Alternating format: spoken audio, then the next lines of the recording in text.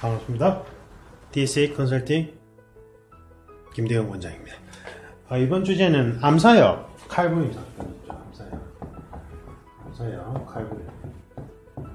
이게 뭐 여러분이 직접 조사해 보십시오. 이제 뭐 친구끼리인데 이제 이게 뭐 카트칼인가 날 붙일 가지고 막 이제 친구를 찌른 거예요. 그래서 출동하셨어요. 경찰관 분들이. 두 분이 이제 범인이 이렇게 있으면 이제 거리를 띄우고 계속 견제 하다가 이렇게 이 상황이 대치 상황이 있었는데, 이때 이제 경찰관들이 너무 소극적이다, 대원이 미혼했다, 그 다음에 이제 특히 이게 이제 문제가 됐던 게 이제 청년 한 분이 있다가 용감하게 말린 거예요. 말려서 본인이 이제 하지 말라고 막 이랬는데 경찰관 출동하니까 본인이 생각할 때는 영화처럼 팍팍팍 해가 순식간에 제압할 줄 알았대요. 이제 칼이 뭐 이렇게 크지도 않았고 경찰 두 분 오셨으니까 금방 제압할 줄 알았나 봐요. 근데 이제 경찰관 분들이 일정하게 거리를 띄우고 계속 이렇게 이제 견제만 하고 있으니까 이분이 이제 속상하셨던 거예요. 이제 그 어떤 인터뷰를 했는데, 그래서 이게 논란이 됐어요. 그럼 여러분들이 이러한 사건을 이제 봤을 때 어떻게 얘기를 해야 되느냐, 원론적인 측면에서 들어가야 돼요. 그래서 이제 국민들이 이렇게 질타를 하는 거예요. 맞죠? 이거는 뭐냐면 국민들이 생각하는 경찰상이라는 게 있어요. 경찰상. 그 다음에 사실은 경찰분들이 가지고 있는 경찰상이나 본인들의 어떤 지침이 있다고요. 요거 때문에 경찰 면접 대형 이론 면접 학원들 중에 보면 실무 매뉴얼을 알아야 된다고 말도 안 되는 소리를 하던데, 여러분들 군인들이 본인들이 전투 상황 시에서 어떠한 작전을 어떻게 펼칠까는 군사 기밀이에요.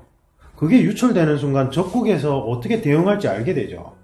군사 기밀이에요. 경찰도 똑같아요.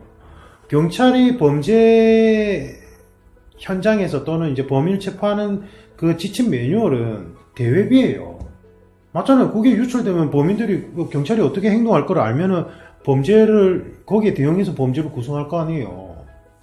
그런데 그거를 세상에 면접 강사가 알아서 얘기를 해라. 너희들은 일반인들을 뽑는 게 아니라 경찰이 돼야 된다. 경찰이 된 상태로 면접장에 들어가야 된다. 이상 회계망측한 소리를 해가지고, 그 사람은요, NCS 기반 신입 공채가 어떠한 건지도 아예 모르는 사람이에요. 신입 직채용이 어떠한 수준의 어떠한 이제 구성원리에 의해서 만드는지 아예 모르는 분이에요, 그건. 왜냐하면 신입 공채는 그 실무를 하지 않은 일반인들을 뽑는 시험이에요. 대신에 그 해당 조직체에 지원하는 일반인이죠.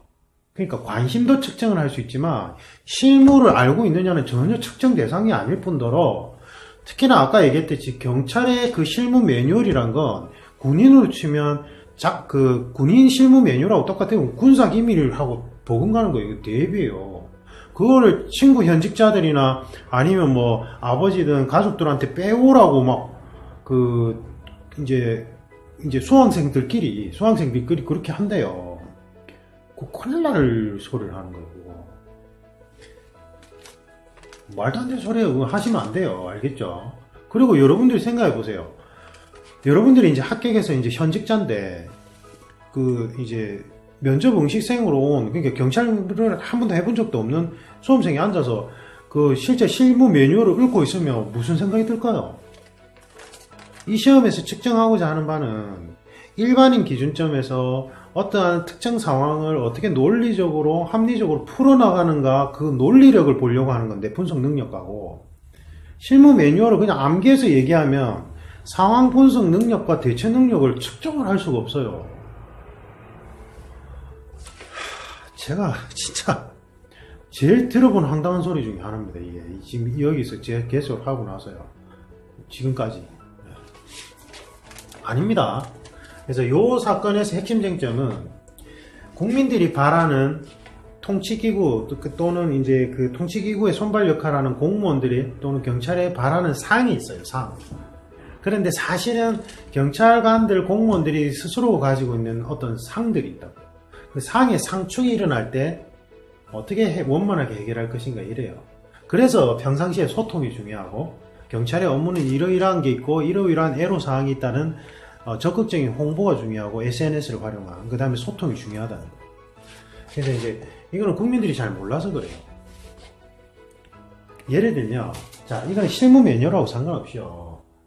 어떤 사람이 무기를 들고 있어요. 그러면 여러분들은 이제 어쨌든 지원하는 사람들이니까 경찰학 개론이나 경찰직 분들이나 그 다음에 이제 공무원 준비하시는 분들은 어쨌든 어느 정도는 알잖아요. 뭐예요?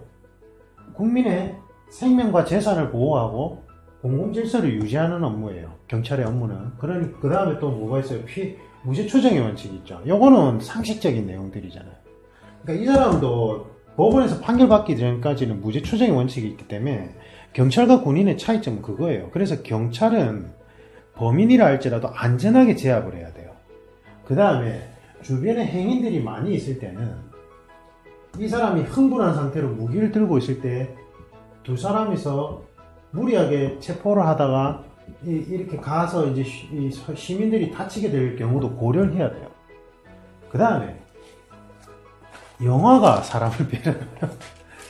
예전에 이제 그 기사를 봤는데 조폭 한 명을 안전하게 제압하려면 형사분들이 5명이 필요하대요. 그러니까 형사도 다치지 않고 조폭도 안전하게 제압을 하려면요. 그러니까 군인들 같으면은 적이라고 판단되고 전투 상황이라면 사살하면 끝이겠지만 경찰은 아니에요. 그러니까 안전하게 제압해야 되고 나도 안 다쳐야 돼요. 경찰 스스로도. 엄청나게 힘들어요 이게. 특히나 무기를 들고 있는 사람을요. 저는 이제 무술가적 관점에서 말씀드리는 거예요. 불가능. 그러니까 제가 볼 때는 잘했어요. 제가 이제 무기술 전문가로 봤을 때는 일정하게 거리를 확보해 놓고 흥분을 깔아앉히게 한 다음에 그 다음에 제압해 들어가는 과정이 전 잘했다고 봐요. 근데 이제 국민들 입장에서는 칼이 막 칼도 아니고 조그만 칼이고 그 다음에 경찰도 왔고 2명이나 있고 그러니까 이제 영화처럼 싹 가가지고 파락 제압하면 딱 좋았을 건데 그게 안 됐다는 거예요. 그래서 그거를 국민들이 잘 몰라서 그래요. 무지해서 그래요. 이렇게 가시면 안 되고 국민들이 가지고 있는 경찰상 이게 이제 영화로 인해서 뭐 잘못 만들어졌을 수도 있고 아니면 어떤 원하는 상들이 있는데 그게 일치가 안 되더라. 그때는 그래서 항상 경찰이 소통하는 자세가 필요하고 SNS를 통해서 업무의 위험성, 업무의 애로사항들을 항상 국민들이 알 수 있게끔 홍보하는 활동도 중요하다. 그 다음에 이 부분에 있어서 어쨌든 주권자인 국민들이 그러한 아쉬움이 있다고 표현한다면 일단은 그 부분에 대해서는 미안하다고 얘기한 게 맞죠. 사실은 그거는 이게 이분들이 이제 잘 몰라서 그런 거니까 그게 미안하다 표현하고 보다 또 그러니까 왜냐하면 주권자들이 어쨌든 그 현장 상황에서 경찰의 업무 행위가 이제 이게 제가 볼 땐 잘한 건데 뭔가 좀 미흡하다고 판단했다면 이것도 어느 정도는 경찰에서 수용을 하고 다음부터는 그렇게 오해하지 않도록 그러한 상을 가지지 않도록 뭔가 홍보하고 미리 했어야 된다는 거죠. 그런 부분에 있어서는 사과드린다라는 말을 정도는 해도 된다는 거예요. 이제 경찰에서. 그죠? 주권자를 위해서. 그래서 이게 핵심 쟁점입니다. 사실은. 이게 뭐 몇 미터를 유지해야 되고, 삼당봉을 언제 꺼내야 되고, 평소에 무술을 단련해서 단번에 제압해야 되고, 이런 거 얘기하는 게 아니라, 요게 핵심 쟁점이에요. 아시겠죠? 그래서, 그 다음에 이제 수험생분들이 제일 많이 실수하는 게, 예를 들면 이제, 이렇게 체포 과정에서 좀 불미스럽거나 아니면 경찰관분이 다치거나 아니면 이러한 사례들을 이제 면접의 질문으로 던졌을 때 마치 실무 매뉴얼을 이제 외워가지고 실무 매뉴얼상 이 사람이 이렇게 해야 되는데 이 경찰관들이 그렇게 못해서 훈련이 부족하다. 그래서 내 같으면 훈련을 평소에 철저히 한 다음에 단번에 제압하겠다. 말도 안 되는 소리를 하고 있어요. 맞죠? 핵심 쟁점을 못 뽑는 거예요. 이 이슈를 보면서. 이거는 그렇게 접근해서 그 정도 얘기하시면 됩니다. 그 다음에 이제 사실은 여기 소쟁점으로 나올 수 있는 거는 현장에서 경찰이나 공안직계통의 요원분들의 안전도 중요하거든요. 근데 이제 이 장구류가 좀 미흡한 부분이 있다 보니까 항상 위험에 노출돼 있어요. 우리나라 경찰들은요. 미국에는 총기 허용 국가니까 미국 경찰들은 그냥 쏘고 본단 말이에요. 일단 우리나라는 그렇지 못하잖아요. 그러니까 강력범죄에 대해서 그 현장에서 필드에서 활동하시는 경찰분이나 이런 수사 요원분들이 위험에 항상 노출되어 있어서 이분들의 안전도 사실은 중요해요. 이분들의 인권도 중요하고요. 이분들이 안전해야 국민도 안전해지죠. 맞죠? 그래서 그런 부분에 있어서 좀 보충. 그런데 잘못 방향을 잡으면 공권력을 더 강화해줘야 돼. 그때 권한을 더 강화해야 된다. 뭐 이렇게 좀 더 규제를 완화해야 된다. 이렇게 갈 수도 있는데 제가 볼 때는요. 이제 너무 형식적인 그 행정 업무 위주로 가다 보니까 예를 들면 경찰관 분들이 총을 잘못 썼다가는 큰일 나는 거예요. 일단은 뭐 그래서 그 총기 완화 규제 완화도 있어야 된다 뭐 이런 소극적으로 갈 수 있는데 사실은 그것도요. 이제 말이 나온 김에 말씀드리면 총기 규제 완화 문제가 아니에요. 총을 쏘는 연습이 안 돼 있어요. 그 훈련이 안 돼 있다고요. 사격장도 부족하고요. 차격 이렇게 훈련도 안 돼 있어요. 그게 여건상요. 그걸 먼저 해놓고 규제를 완화하든 뭐를 해야죠. 맞잖아요. 제가 볼 때는 삼단봉도요. 제가 이제 뭐 칼리 얘기 많이 하잖아요. 제가 속해 있는 PTTA 쪽이 진짜 뭐 국내 최고 이제 정보 수사 기관의 현장 요원분들이에요. 뭐 군, 검찰, 뭐 경찰, 뭐 그다음 뭐 대통령 경호실, 뭐 국정원, 뭐 실제 현장 요원들이 오시거든요. 와가지고 이게 이제 이쪽에 이제 이쪽 그룹의 해외 마스터 분들이 이제 세계 최고 경찰 특공대, 뭐 특수부대, 뭐 이런 교관을 하시고 이런 분들이에요. 그러니까 거기에서 배우는 그 3단봉 과정이 있거든요. 제가 이번에 그 교관 코스를 이제 수료했어요. 저는 민간인인데 본업이 3단봉이 있어요. 글로벌 방위산업직 본업이사에서 하는. 그래서 이제 저희 PTTA 쪽 회장님이죠. 대표님인 제럴드 위용기 수석 교관님이 오셔서 이제 최신 경찰 3단봉 이제 훈련을 받았어요. 근데 제가 지금 중경에서 하는 3단봉 그것도 예전에 수료를 했었거든요. 배웠어요. 알아요. 제가 그 전 소속에서. 와, 이게 완전히 개념이 달라요. 이거는 이쪽에는 본업이사 쪽은 실제 경찰 미국은 그 현장이 얼마나 브라이어티한 거죠.